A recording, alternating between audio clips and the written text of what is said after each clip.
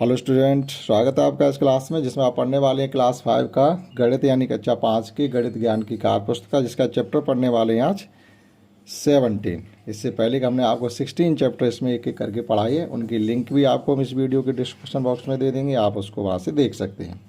और आज जो चैप्टर 17 है उसका नाम है क्षेत्रफल। यानी आपको 2D जो आकृतियाँ होती हैं, जैसे सर्किल है, स्क्वायर है, रेक्टेंगल है, यानी वृत्त, आयत और वर्ग, इनके क्षेत्रफल निकालने के लिए कहा जा रहा है, जिसे हम लोग इंग्लिश में एरिया बोला करते हैं।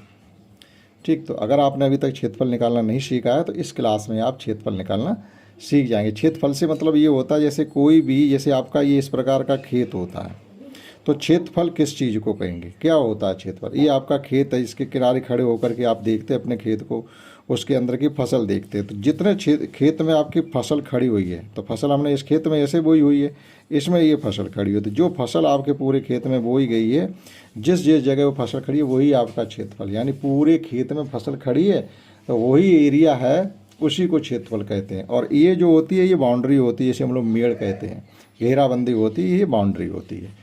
ठीक, तो जो हमने ये शेडेड रीजन किया है यही आपका जो है ये इसका क्षेत्रफल कहा जाता है। तो आइए शुरू करते हैं। तो यहाँ पर फर्स्ट क्वेश्चन भी कहा गया, समझो और क्षेत्रफल निकालो। समझो और क्षेत्रफल निकालो। जैसे यहाँ पर एक ये वर्ग दिया गया, वर्ग क्या होता है, वर्ग से मतलब एक ऐसी आकृति होती है जिसकी लंबाई और चौड़ाई दोनों भुजाएं बराबर होती है। अक्सर क्या होता है कि एक भुजा लंबी बोली जाती है और एक चौड़ी बोली जाती है। इस प्रकार से अक्सर हम लोगों के खेत ऐसे होते हैं, एक भुजा ज़्यादा लंबी होती है, एक कम लंबी होती है, तो ऐसी आकृति को हम आयत कहते हैं।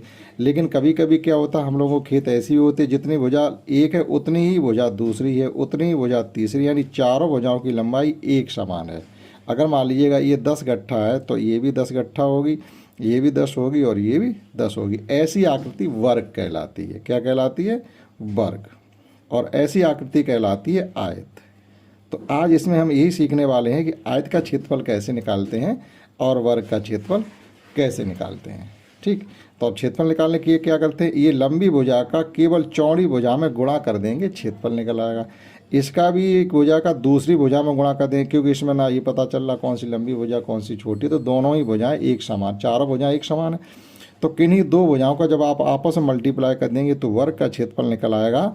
और इसमें एक लंबी भुजा का एक चौड़ी भुजा के साथ जब आप मल्टीप्लाई कर देंगे, गुणा कर देंगे, तो आयत का क्षेत्रफल निकल आएगा। तो देखिए इस आकृति का उन्होंने क्षेत्रफल निकाला, ये का खा गा घा आकृति, यानी कोनों को इन्होंने का खा गा से लिखा। ये 1 सेंटीमीटर, इधर भी 1 सेंटीमीटर, इसका मतलब इसके सामने की भुजा भी 1 सेंटीमीटर होगी, इसके सामने भुजा 1 सेंटीमीटर होगी। तो ये भुजा भी कैसी, वर्ग के आकार की, इसे वर्गाकार कहते हैं। तो आकृति का क्षेत्रफल निकालने के लिए हम क्या करते हैं, लंबाई और चौड़ाई। ठीक, तो लंबाई भी 1 सेंटीमीटर, चौड़ाई भी 1 सेंटीमीटर, एक का एक में गुणा करेंगे तो एक आ जाएगा। लेकिन जब हम इसकी यूनिट लिखेंगे तो वर्ग सेंटीमीटर लिखेंगे, या इस प्रकार से भी लिख सकते हैं, सेंटीमीटर के ऊपर आप 2 लिख दो, या इंग्लिश में लिखना चाहो तो इस प्रकार से लिख दो, सेंटीमीटर स्क्वायर। ठीक, तो ये सब इसके यूनिट लिखने के तरीके हैं। चाहे आप वर्ग सेंटीमीटर लिख दो, चाहे सेंटीमीटर का वर्ग या सेंटीमीटर स्क्वायर लिख दो, चाहे इंग्लिश में सेंटीमीटर स्क्वायर लिख दो। ठीक, तो ये वर्ग आखिर ये आया कहाँ से, वर्ग से मतलब होता है 2, एक इस पर पावर लगी है और एक इस पर लगी है, एक एक का गुणा आपस में करेंगे तो मतलब ये गुणा जुड़ जाता है। जैसे मान लीजिएगा हमने x का गुणा x के साथ करेंगे तो एक पावर यहाँ लिखी होती है, एक यहाँ लिखी मानी जाती है, दिखाई नहीं देती। एक के अलावा अगर कोई नंबर होता तो लिखा जाता। अब इनका गुणा हो रहा था, हम क्या करेंगे, इनका गुणा कैसे करेंगे, x पावर 1 और 1 2, यानी गुणा में ये जो पावर होती है, घात कहते हैं, इसको जुड़ जाती है। तो वो यहाँ पर आ गया, देखो सेंटीमीटर ऊपर हमने 2 लिखा, चाहे इस 2 को ही वर्ग पढ़ते और कोई दिक्कत नहीं। चलिए आगे देखते हैं। तो अब यहाँ पर देखिएगा एक ये इस प्रकार के 1 सेंटीमीटर के 2 वर्ग मिला देंगे तो देखो लंबी भुजा कितनी हो गई, 2 सेंटीमीटर, और ये एक ही रही है। तो इस प्रकार की आकृति जो होती है वो आयत होती है। तो आयत का क्षेत्रफल भी होता है लंबाई गुणा चौड़ाई। इसकी लंबाई है 2 सेंटीमीटर, चौड़ाई है 1, तो 2 एकन 2 वर्ग सेंटीमीटर। इसी प्रकार से इसमें देखिएगा चारों तरफ 1 सेंटीमीटर के स्क्वायर हमने 4 इकट्ठे कर लिए तो वर्ग बन जाएगा। लेकिन जिसकी भुजाएं कितनी होगी, आकृति का क्षेत्रफल हो जाएगा लंबाई गुणा चौड़ाई। लंबाई भी 2 है, चौड़ाई भी 2 है। ठीक, तो क्षेत्रफल निकल आएगा 4 वर्ग सेंटीमीटर। इसी प्रकार से यहाँ पे देखिएगा, यहाँ पर 1 सेंटीमीटर के हमने 3 वर्ग ऐसे रखे और 2 ऐसे रखे, तो लंबाई होगी 3 सेंटीमीटर। तो आकृति का क्षेत्रफल होगा लंबाई गुणा चौड़ाई। ये इसका फार्मूला है, सूत्र जिसे कहते हैं, वो याद रहना चाहिए। तो लंबाई है 3, चौड़ाई है 2, 3 दूनी 6 वर्ग सेंटीमीटर। यूनिट लिखना ना भूलें, यूनिट जरूर आपको लिखनी पड़ेगी, आखिर ये है क्या। अब नेक्स्ट में फिर हमसे कहा गया कि देखो और समझो। अब देखो यहाँ पर एक बड़ा सा डायग्राम बना हुआ है जिसकी एक भुजा 4 सेंटीमीटर बताई जा रही है, एक 3 बताई जा रही है। इसका क्षेत्रफल निकालने के लिए वही करेंगे, लंबाई गुणा चौड़ाई। लंबाई 4 सेंटीमीटर, चौड़ाई 3 सेंटीमीटर, इनका 3 और 4 का गुणा करेंगे, 4 या 12 वर्ग सेंटीमीटर। अब एक हम खुद करते हैं, ये उन्होंने करके बता दिया। यहाँ पे देखिएगा एक आकृति दी गई है, एक भुजा लंबी है एक कम लंबी है, तो ये आयत है। आकृति की पहचान भी आपको होनी चाहिए। इस आकृति को कहते हैं आयताकार, आयताकार इंग्लिश में कहते हैं रेक्टेंगुलर। तो इस आकृति को इंग्लिश में इस आकृति को कहते हैं रेक्टेंगुलर, ठीक है। तो हिंदी में आयताकार कहते हैं। अब इसकी लंबाई कितनी है, लंबाई इसकी 5 सेंटीमीटर, चौड़ाई इसकी 2 सेंटीमीटर, 5 और 2 का गुणा करेंगे तो 10 हो जाएगा। अब इसमें क्या करना, हमको इसका मेजरमेंट लेना। आप हमसे कहा गया है कि लंबाई चौड़ाई को नापना है, तो पहले इसकी लंबाई चौड़ाई को हम नापेंगे तभी इसको लिख पाएंगे। जैसे इसकी लंबाई को हम सेंटीमीटर में नापेंगे, ये हमारे पास एक स्केल है, इसमें इधर वाले ये जैसे ये लिखे हुए हैं पास पास में 0 1 2 3 4 ये सेंटीमीटर होते हैं इधर वाले, और ये होते हैं इंच। तो हम इसकी लंबाई सेंटीमीटर में नापेंगे। तो लंबी भुजा को पहले नापेंगे। लंबी भुजा हमारी आ रही है, देखो एक के बाद आ रही है दशमलव में आ रही है, तो 3.3 सेंटीमीटर लंबाई आ रही है, 3.3 सेंटीमीटर। इसी प्रकार से हम चौड़ाई को नापेंगे इसकी, तो चौड़ी भुजा यहाँ से ले लीजिएगा, ये आ रही है कम्प्लीटली 2 सेंटीमीटर, 2 सेंटीमीटर। अब क्षेत्रफल इसका क्या हो जाएगा, लंबाई गुणा चौड़ाई। तो लंबाई इसकी है 3.3 गुणा कर दो 2, 33 दूनी 66 और एक के बाद दशमलव, सेंटीमीटर स्क्वायर या वर्ग सेंटीमीटर, ठीक। तो इस प्रकार से इस आकृति का आपको नाप के क्षेत्रफल निकालना था। इसी प्रकार से अगला है, अगला क्वेश्चन ये कि पहले तो इनको मिलाइएगा आप, ये जो पॉइंट ये बिंदु दिए गए इनको मिला के हम एक आकृति पहले बनाएंगे। तो मिला दीजिएगा इस प्रकार से। तो ये चारों पॉइंट हमने इसके मिला दी। अब इनकी भुजाओं की लंबाई को नापना है। तो ये लंबी भुजा इसकी आ रही है 3.1 सेंटीमीटर, ठीक है। लंबाई आ रही है 3.1 सेंट। छोटे खाने जो होंगे वो दशमलव के बाद लिखे जाएंगे। जैसे यहाँ पर जैसे ई आया 3 कंप्लीट, उसके बाद एक खाना ई आया तो दशमलव के बाद 3 हम लिखेंगे। इसी प्रकार से चौड़ी भुजा को देख लीजिएगा, ई आ रही है 2.2 सेंटीमीटर। 2 खाने कंप्लीट छोटे छोटे आ रहे हैं, तो चौड़ाई इसकी आ रही है 2.2 सेंटीमीटर। अब इसका क्षेत्रफल बताना, तो क्षेत्रफल निकालेंगे हम लंबाई गुणा चौड़ाई, यानी 3.1 का गुणा 2.2 के साथ करोगे तो कितना हो जाएगा, 22 एकन 22 66 लगी 2, 22 3 66 और 2 68। अब दशमलव कहाँ लगाएंगे, 2 अंक हैं दशमलव के बाद, एक यहाँ पर एक यहाँ पर, दशमलव गुणा आपको आता होगा तो वो यहाँ पर पॉइंट लगा देंगे और आगे लिख देंगे वर्ग सेंटीमीटर। तो इस आकृति का क्षेत्रफल था 6.82 वर्ग सेंटीमीटर। आगे देखते हैं। अब देखिएगा ऐसी आकृति हमारे सामने आ रही है जिनकी लंबाई चौड़ाई दोनों बराबर है, तब भी आपको क्षेत्रफल वैसे ही निकालना है, लंबाई और चौड़ाई का गुणा करके। जैसे यहाँ 3 है यहाँ 3 है, तो भुजा में यानी लंबाई गुणा चौड़ाई यानी भुजा गुणा भुजा, एक ही बात है, 3 3 का गुणा करेंगे 9 हो जाएगा। तो इसमें ये किया गया था। नेक्स्ट हम देखते हैं इसका।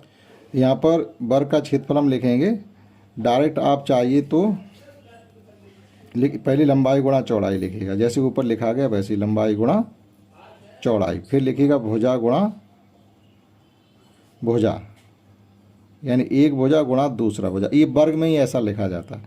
तो ये है 2.5 और ये भी है 2.5। जब 25 का 25 में गुणा करोगे तो आएगा 625। दशमलव के बाद 2 अंक हैं तो ये आ जाएगा 6.25 सेंटीमीटर स्क्वायर। अब इसका हमको मेजरमेंट करना, यानी इसकी भुजाएं नापनी है। तो सभी भुजाएं बराबर एक ही आकार की होंगी। तो इस आकृति हम भुजाएं नापेंगे, तो नापने के लिए देखिएगा ये आ रही है हमारी कम्प्लीटली 2 सेंटीमीटर। तो इसकी सभी भुजाएं 2 ही 2 होंगी, आगे मापने की ज़रूरत हमें नहीं है क्योंकि ये वर्ग है। आप चाहो तो देख सकते हो, देखो ये भी 2 सेंटीमीटर और ये भी 2 सेंटीमीटर और ये भी सभी 2-2 सेंटीमीटर की ही है। तो इसकी लंबाई है 2 सेंटीमीटर, चौड़ाई भी है इसकी 2 सेंटीमीटर। क्षेत्रफल हो जाएगा 2 गुणा 2 बराबर 4 वर्ग मीटर। और नेक्स्ट में हमें क्या करना है, हमें ये आकृति बनानी है। तो इन बिंदुओं को जब हम मिला देंगे तो अपने आप आकृति बन के तैयार हो जाएगी जो भी होगी। तो इन बिंदुओं को मिलाने पर हमें ये आकृति मिली। अब इसकी भुजाओं की हम माप ले लेते हैं कितनी कितनी हैं। ये देखिएगा 2.3 आ रही है, ये भुजा आ रही है 2.3। तो ऊपर ये सभी भुजाएं 2.3 ही होंगी। ठीक, तो इसकी भुजा, प्रत्येक भुजा की लंबाई जो आई है वो आई है 2.3 सेंटीमीटर। अब इसका क्षेत्रफल जब हम निकालेंगे तो लिखेंगे भुजा गुणा भुजा, भुजा गुणा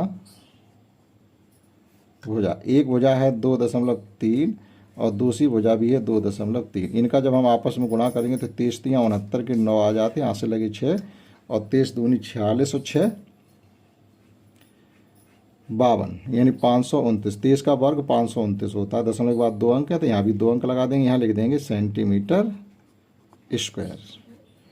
तो इस प्रकार से यहाँ तक हमने ये सीख पाया कि वर्ग का क्षेत्रफल निकालने का फार्मूला क्या होता है और आयत का क्या होता है। एक का लंबाई गुणा चौड़ाई होता है और दूसरे का भुजा गुणा भुजा होता है। अब आगे देखते हैं। अब ये टेबल पूरी करनी, यहाँ पर खाली जगह दी गई है, यानी पहली आकृति यहाँ लिखा हुआ है। कौन सी आकृति है? आयत है। लंबाई इतनी है, चौड़ाई इतनी है। क्षेत्रफल निकालने के लिए लंबाई चौड़ाई का गुणा किया। ठीक, और परिमाप भी निकाली गई। परिमाप से मतलब होता है सभी भुजाओं का जोड़। ठीक, अगला करना है यहाँ पर वर्ग है। वर्ग की हमें एक चौड़ाई दी गई तो लंबाई भी उतनी होगी जितनी चौड़ाई है। क्षेत्रफल होता है भुजा गुणा भुजा, यानी यहाँ 8 है तो यहाँ भी 8 होंगे। 8 8 8 या 64। और इसकी जो परिमाप होती है चारों भुजाओं का जोड़ या किसी एक भुजा की लंबाई में 4 का गुणा कर दीजिएगा। तो यहाँ लिख सकते हैं आप 4 गुणा 8 यानी 8 चौकू 32। और चाहे 8 को 4 बार जोड़ोगे तब भी 32 ही आएगा। परिमाप से मतलब होता है बाउंड्री, यानी पूरे चारों तरफ की भुजाओं की माप। जैसे ये इस प्रकार से एक आकृति है, यहाँ से चलिएगा, यहाँ तक आइए, फिर यहाँ आइए, फिर लौट के जब वहीं आ जाओगे तो कितनी दूरी चलोगे वो परिमाप होती है। यहाँ पर आयत है, लंबाई 15 सेंटीमीटर है, चौड़ाई हमें बतानी है, लेकिन क्षेत्रफल दिया गया। जब क्षेत्रफल हमें 120 दिया गया, इसका मतलब लंबाई चौड़ाई का गुणाई। तो ऐसी दो संख्याएं जिनका गुणनफल 120 है। एक संख्या 15 तो दूसरी क्या होगी? तो आप 15 का पाड़ा 120 में पढ़िएगा तो ये आ जाएगा 15 8 120। यानी किन दो संख्याओं का गुणा 120 था? एक 15 तो दूसरी 8 होनी चाहिए। तो इसकी लंबी चौड़ी भुजा निकल आई 8। और परिमाप से मतलब है इन सबको 4 जगह जोड़ दीजिएगा, यानी 15 दूनी 30 और 8 दूनी 16, 30 और 16 ये हो जाएंगे जाकर के 15 + 15 और 8 + 8, 15 15 30 और ये हो जाएंगे 16 46 सेंटीमीटर। या फिर वर्ग दिया गया। वर्ग की एक भुजा 7 मीटर तो दूसरी भी 7 ही होगी। क्षेत्रफल होगा 7 × 7 यानी 49 वर्ग सेंटीमीटर और परिमाप हमको दी गई। यहाँ आयत दिया गया, एक भुजा 7 सेंटीमीटर तो दूसरी ऐसे नहीं बता सकते। जबकि दूसरी वर्ग क्षेत्रफल दिया गया 42, तो इसका मतलब किन दो संख्याओं का गुणा 42 होगा? जबकि एक 7 है तो दूसरी होनी चाहिए 6, 7 6 42। परिमाप होगी, आप 2 जगह 7 को जोड़ दीजिएगा और 2 जगह 6 को जोड़ दीजिएगा तो 7 7 14 और 6 6 12। 14 12 को जब हम जोड़ेंगे तो ये हो जाएंगे जाकर के 26 सेंटीमीटर। इसी प्रकार से फिर वर्ग दिया गया, एक भुजा 9 है तो दूसरी भी 9 ही होगी। क्षेत्रफल होगा 9 × 9 और 9 9 81 वर्ग सेंटीमीटर हो गया। इसकी परिमाप हमें 36 दी गई है। फिर आयत है, एक भुजा 12 है तो दूसरी ऐसी नहीं बता सकते। 12 का पाड़ा 72 में पढ़ेंगे तो 5 6 72, एक भुजा 6 होनी चाहिए। ऐसे दो संख्या जिनका गुणनफल 72 है, जबकि एक 12 है तो दूसरी 6 होगी। अब परिमाप निकालेंगे हम तो 12 धन 12 और 6 धन 6, 12 12 24 और 12 अर्थात ये 36 हो गया। 3 जगह 12 12। इस प्रकार से इस टेबल को कंप्लीट किया जा सकता है। आगे समझते हैं। और यहाँ पर एक सवाल किया गया, जैसे तुम जानते हो कैरम बोर्ड के वर्गाकार होता है। जो कैरम बोर्ड आप लोग खेलते हैं वो वर्गाकार होता है। एक कैरम बोर्ड की एक भुजा 12 मीटर है तो 12 मीटर से मतलब 1.2 मीटर है, 1 मीटर से थोड़ी ज़्यादा। तो उसका क्षेत्रफल बताना, तो हम क्या करेंगे? भुजा का भुजा में गुणा कर देंगे तो 1.44 वर्ग सेंटीमीटर आ जाएगा। इसी प्रकार से आपसे कुछ सवाल आपके घरेलू हैं जो करने के लिए कहे गए। जैसे एक ये है कि पुस्तकों के पृष्ठ आयताकार होते हैं। जैसे ये किताब है, इसका जो पेज होता है वो आयताकार होता है। एक भुजा लंबी होती है और एक कम लंबी होती है।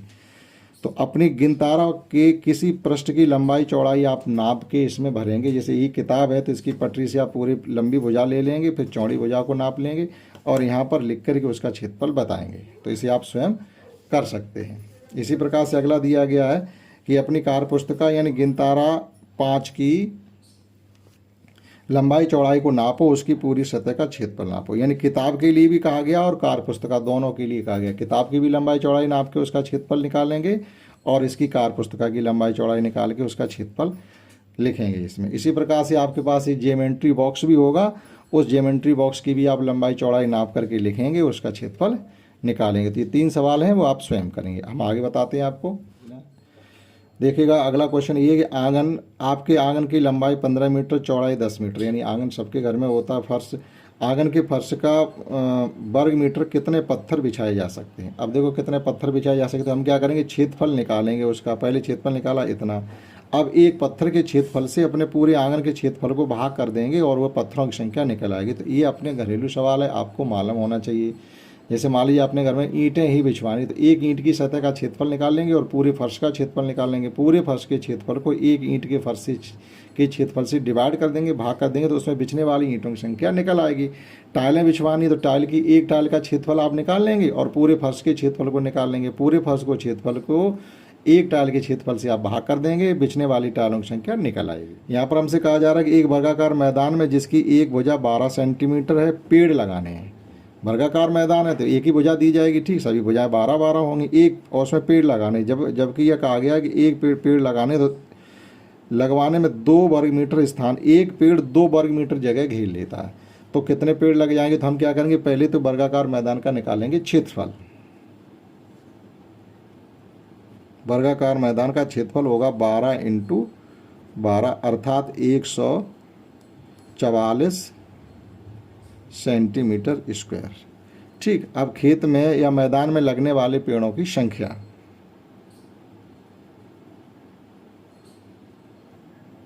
लगने वाले पेड़ों की संख्या होगी मैदान का क्षेत्रफल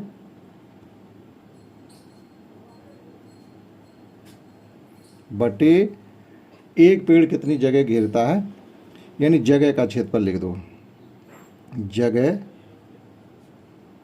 का क्षेत्रफल। इसका मतलब है एक पेड़ कितनी जगह घेर रहा है।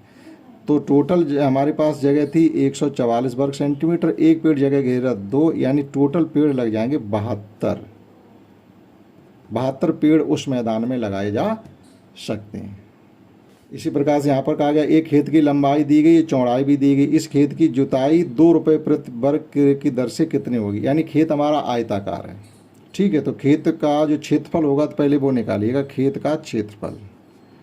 खेत का क्षेत्रफल हो जाएगा 155 गुणा 104। जब आप इनका गुणा करेंगे तो गुणनफल इनका आएगा, तो क्षेत्रफल इसका आएगा जाकर के 16,120 आप अलग लिख करके इसका गुणा कर लेंगे। इतने सेंटीमीटर स्क्वायर, मीटर स्क्वायर इसका क्षेत्रफल आ गया, ठीक, मीटर दिया गया ये।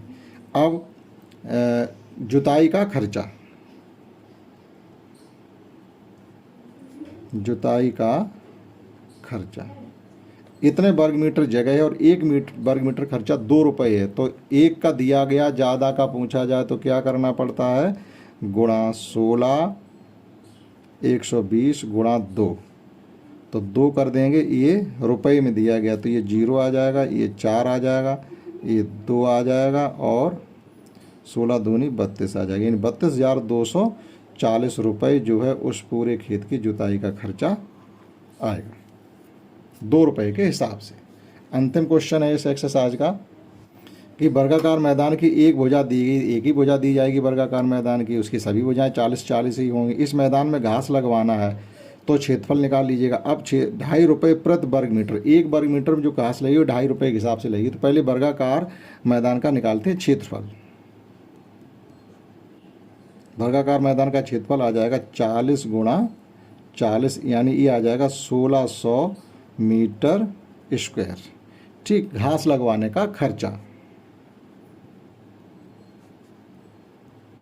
घास लगवाने का खर्चा आ जाएगा। जब 1 मीटर खर्चा दिया गया, ज़्यादा का पूछा जा रहा, तो सीधी सी बात है अब 16 से हमें गुणा कर देंगे 2.5 का, यानी 16 इस प्रकार से चैप्टर 16 था क्षेत्रफल, उसकी एक्सरसाइज हमने आपको कंप्लीटली कराई। आशा करता हूँ समझी होगी। इस क्लास में इतना ही, दैट्स ऑल।